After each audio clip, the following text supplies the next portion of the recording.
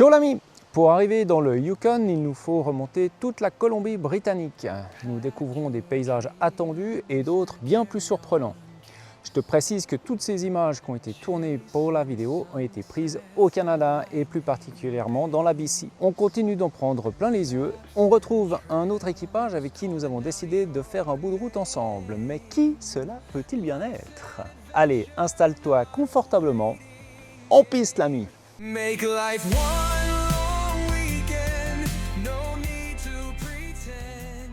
Après 1 heure et demie de traversée, donc nous arrivons de l'autre côté sur le continent. Tout de suite, on commence la route 99. Il fait nuit, il pleut. Et le lendemain, mauvaise surprise, il continue de pleuvoir. Donc le projet de faire la Sea to Sky Summit Trail est abandonné car elle est très glissante et dangereuse par ces conditions. On se rabat sur les chutes, les premières chutes qu'on visite, c'est les Shannon Falls.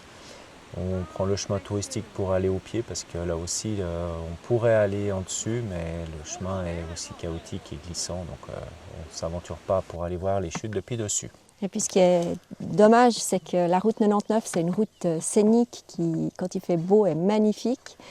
Donc nous, on n'a pas droit à ça. Non. Alors ça, c'est de la chute. Pas spécialement haute, mais bien impressionnante. Le cours d'eau est pas très large. D'ailleurs en bas, il n'y a pas beaucoup de débit, on dirait. La maladie des réseaux sociaux. Myriam sur Insta, moi je prépare des images pour la vidéo. À part ça, on voyage quand même. Et finalement, les Nairn Falls, dont le sentier d'accès est un poil plus long. On est le 19 mai. Et Myriam, qu'est-ce que tu vois là-dessus? Je vois que l'ours, le dernier ours qu'ils ont vu ici, 14 mai. Cette chute a la particularité de charrier beaucoup de gravier, de gravats, de sable aussi, ce qui provoque des trous, des potes, des espèces de cratères arrondis dont on voit ici avec les troncs. Celui-là est vide, l'autre à gauche est plein. Et l'eau s'évacue par le cratère de dessous, de celui qui est rempli, évidemment.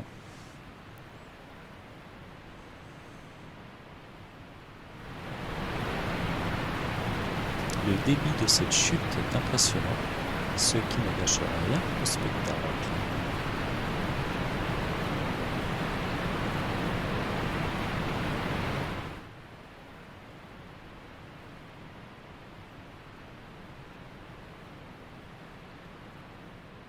Et puis, galère quand même pour monter. Beaucoup de grosses montées. Et ensuite, on arrive à Whistler. Ouais, donc à Whistler, pour nous, c'est typiquement le genre de station qu'on n'aime pas. C'est du fabriqué, on a l'impression qu'il n'y a pas d'âme sans neige, donc on passe notre chemin et on continue la route. Allez, encore un pont suspendu. En bois, j'espère qu'il ne glisse pas trop celui-là. Côté amont et côté aval. Alors là, on arrive sur un site qui est en fait un déraillement de train le 11 août 1956. Le train était en retard en arrivant à Whistler en direction de Squamish et qui roulait à 2 fois plus vite que la vitesse autorisée. Alors il y en a qui s'en donnent à cœur joie au niveau des couleurs.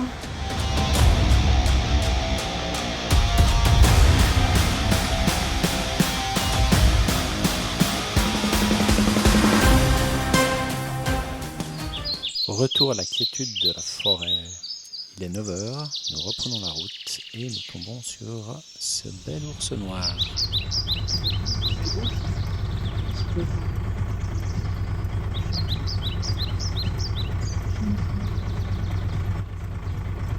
Tu es magnifique. Donc là, nous sommes sur la route 99, après Whistler. Enfin, on a bien grimpé hier. Là, on va longer la montagne. On traverse des paysages très différents les uns des autres et on récupère le soleil qui nous accompagne. Là, il fait grand beau. Donc la route c'est vraiment spectaculaire. Ça passe t'es en fond de vallée, tu remontes, t'es en haut la vallée, quoi. En fait, la suivante, t'es en dessus. Après, On rejoint la 97 et là c'est plutôt des plaines qui sont un peu cultivées. Et ensuite on continue à 97 jusqu'à 100 miles.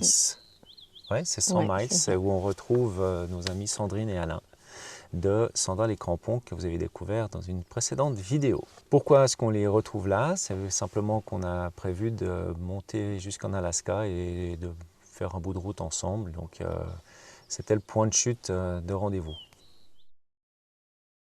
On est dans une école, il paraît, il y a une communauté francophone par là. Je vais donc donner tous les livres que j'ai lus en français, plus tout ce que j'avais gardé pour les enfants. Nous sommes à l'école qui s'appelle 100 Mile House Elementary. Ok. C'est l'école élémentaire d'Andrew. Combien de classes? 18 et 5 en français. D'accord. Donc vous enseignez tout en français? Moi j'enseigne tout en français, ouais. Enfin, les deux en fait. On a une classe d'immersion donc on parle les deux langues. Mais oui, majoritairement en français. Et les enfants qui commencent à apprendre le français à 4 ans?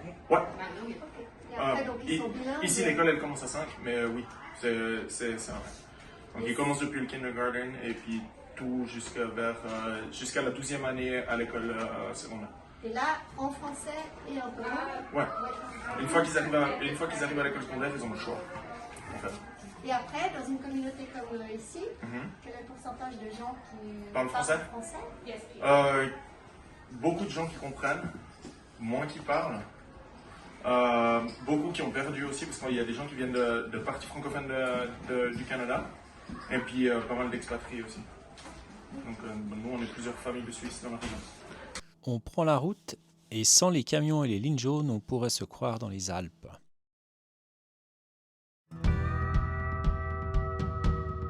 Puis une piste avec les éleveurs. Note la classe du cow-boy en chemise blanche.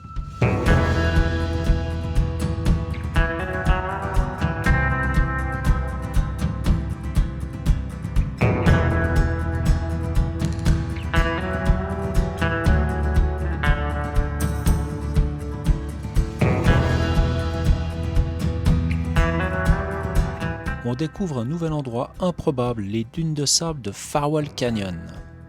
Un sentier vallonné dans un décor de western t'y amène avec quelques montées et descentes, dont celle de la dune elle-même, mais tu peux l'éviter en la contournant. Du haut des dunes, la vue sur la rivière Chilcotin est magnifique, d'un gris turquoise.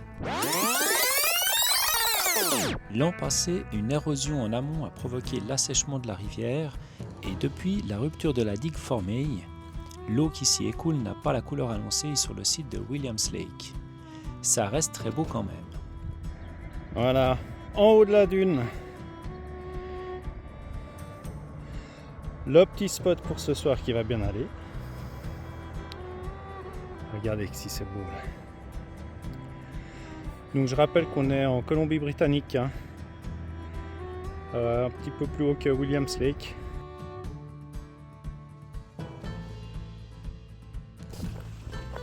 La légende dit que ces paysages peuvent rendre fou. Dunes et cactus aujourd'hui.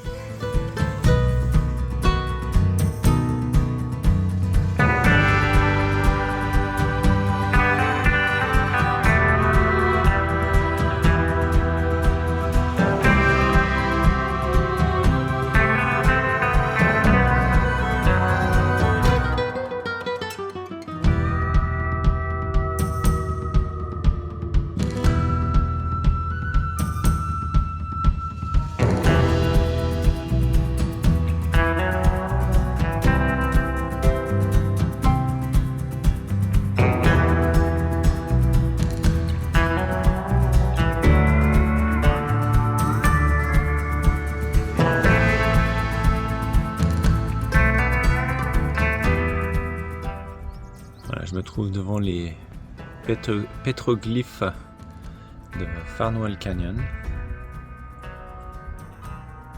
qui se trouve juste en face de ces magnifiques... regardez ça. La dune à droite. Ce qu'on voit en soupant, un ours. Il est à 30 mètres. D'ailleurs, ah bah voilà, il s'en va. On se trouve exactement au point où on voulait arriver depuis l'autre côté, à savoir Prince Rupert, quand on n'a pas pu prendre le bateau. Et voici les totems de Kitwanga. Et parmi eux se trouverait le plus vieux totem qui aurait 140 ans. Ici, il y a partout des murales toujours magnifiques. On a décidé de continuer la route par la 37A qui nous mène à Stewart. Donc là, on dépose le camion au bord de la route. On arrive dans ce petit village tout mignonnet avec des petites maisons colorées. Et puis chacun part un peu de son côté. Moi, je me dirige vers le musée où il y a des belles choses extérieures. L'office du tourisme de Stewart, avec un joli parc à l'arrière qui donne sur une belle jetée qui passe au-dessus d'un espèce de marécage. C'est très joli. On voulait venir voir le Salmon Glacier et nous sommes le 26 mai. Malheureusement, il y a encore beaucoup de neige sur le dernier tronçon de chemin, donc on ne pourra déjà pas camper là-haut.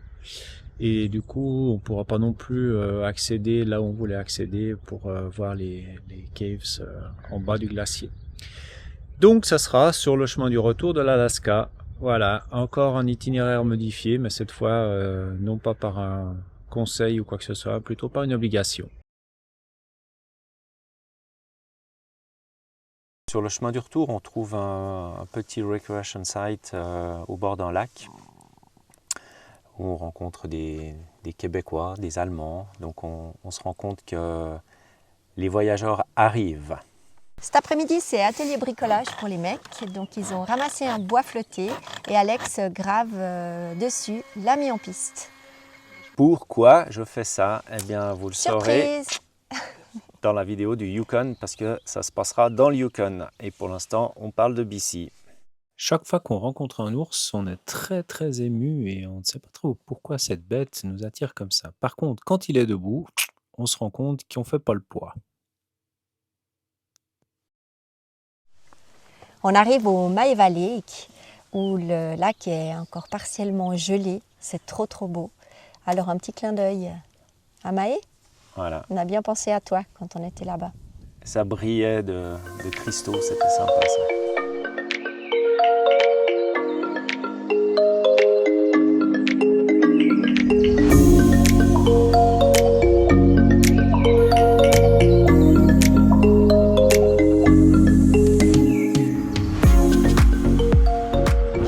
Pour passer mes vitesses courtes, ça a l'air d'être bon maintenant et c'est super raide là, en troisième en vitesse courte et ça va monter tout seul normalement. L'ami monte bien, tranquillement mais il monte bien. Jade City, dont l'exploitation du jade peut se poursuivre sur les tenures existantes jusqu'au 1er avril 2030. Toute exploitation du jade est interdite sur les nouvelles tenures dans le nord-ouest de la Colombie-Britannique. Cette petite ville, qui ressemble plus à un arrêt touristique, abrite 35 habitants à l'année.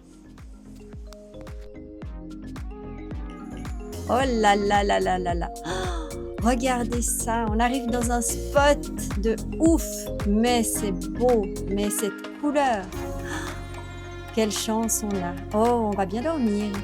Ici, je crois que l'ami se sent bien. On ne se lassera jamais de découvrir des spots pareils. C'est incroyable le nombre d'opportunités qu'on a par ici.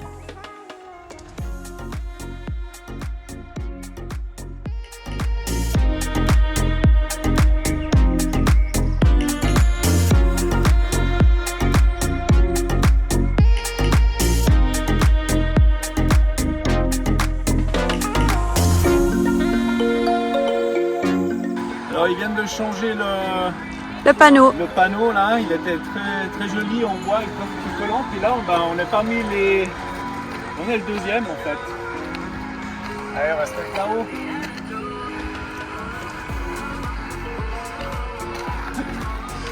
Voilà au Yukon. Enfin, je suis au Yukon.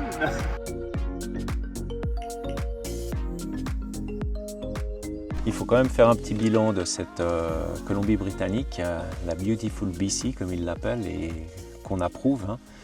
C'est 2 mois entre la ville de Vancouver, l'île de Vancouver, la remontée obligée, on va dire, depuis Vancouver jusqu'à Prince George, voire Kitwanga. Alors, on n'a pas pu prendre le bateau à Port Hardy. Donc toute la partie Vancouver, Whistler et Clinton, donc c'est l'entrée de la 97. Ça, c'était très intéressant, très varié. Voilà, et puis quand il a fait beau, les paysages étaient de ouf. Ouais. Et puis après, de Clinton à Kitwanga, bah, c'est une partie qui nous a semblé un petit peu plus monotone. Et puis alors la cerise sur le gâteau, je crois que c'est quand même Farewell Canyon. Ça, c'était vraiment la surprise de cette montée. De cette BC, parce que en plus, c'est quelque chose qui n'est pas très couru. Et c'est Alain et Sandrine qui avaient eu le tip par un local sur un de leurs spots précédents. Voilà, pour nous, la BC, c'est terminé. On se dirige toujours vers l'Alaska. Voilà, mais au retour, on va y repasser en Colombie-Britannique. Voilà. Mais c'est vrai que quand on était au milieu de la BC, tu te dis que l'Alaska est encore loin et que les kilomètres doivent encore défiler. Donc, ce fait de pouvoir prendre le ferry, c'est très agréable de pouvoir supprimer ces 1500 kilomètres. Ouais, même si cette partie de la 99 mérite d'être faite quand même. Hein. Ouais. J'espère que cette vidéo t'a plu. La prochaine, on sera dans le Yukon. D'ici là, porte-toi bien. Ciao l'ami.